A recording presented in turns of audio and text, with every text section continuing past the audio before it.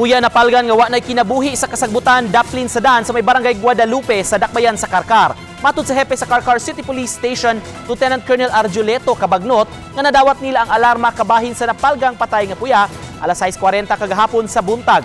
Usa ka concerned citizen ang nagpahibaw sa nakit-an nga puya dihang giablihan niini ang metro sa tubig. Nahanaw na ang ubos nga parte sa lawas, maong di masuta kung unsay gender sa maong puya. Nagduda si Kabagnot nga gitangag sa iro ang nahanaw nga bahin sa lawas niini. Gibana-bana kining 7 ngadto sa 9 ka buwan nga puya. Pasado las 10 kagahapon sa buntag, gilubong ra sabdayon ang mga puya sa kapulisan uban ang taga-barangay ug CSWS. Samtang gihimo og pakisusi ang kapulisan pag-ila kung kinsa ang nagbilin sa maong puya.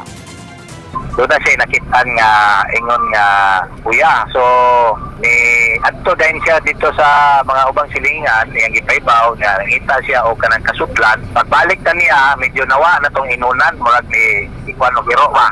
Na tangag o giro, ikit-kit o giro.